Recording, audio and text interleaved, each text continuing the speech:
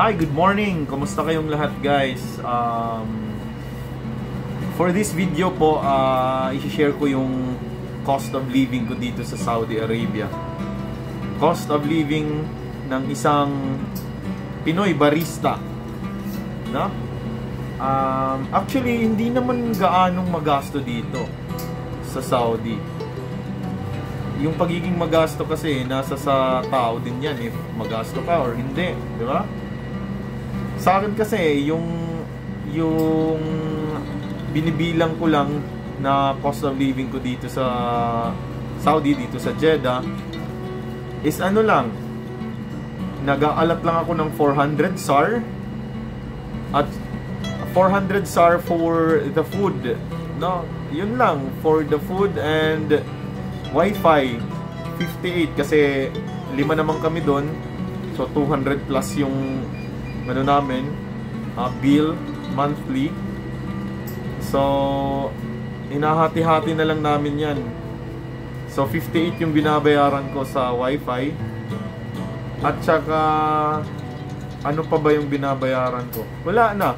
Kasi yun yung kagandahan dito sa Saudi, guys. Pag pumunta kayo dito is free accommodation kayo. Electric bill, electricity, accommodation, at saka water, yun, free yung lahat, guys. Accommodation, free lahat. Kaya, yun yung may share ko ngayon sa vlog na ito. So, talagang makakaipon ka talaga dito sa Saudi. Actually, meron akong nakikitang mga posts na walang ipon, oo. Pero, syempre, iba-iba naman tayo ng priorities, no? May pinapadalhan tayo sa Pinas or ano, may utang tayong babayaran, 'di ba? Yun. Pero talagang kung dito sa Saudi, makakaipon talaga yung isang Pinoy. Oo. Kung hindi ka magastos, kung wala kang inuutang na mga gadgets, hindi ka ganun, oo. Talagang makakaipon ka talaga. Nakakapag-vlog tayo kasi walang customer ngayon. Konti lang customer ngayon. Basta Friday at Saturday dito sa Saudi Arabia, it's day off. Day off ng mga Saudi.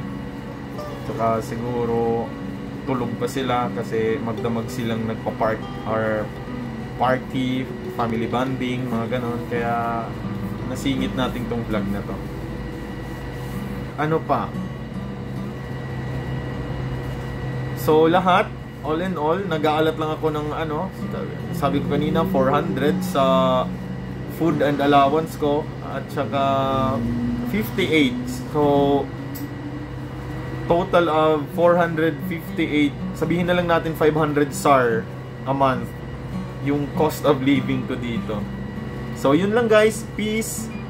See you sa mga susunod na vlog, and don't forget to like and subscribe my YouTube channel. Alright? See you. Jam Diarong, Pinoy Barista dito sa Saudi Arabia.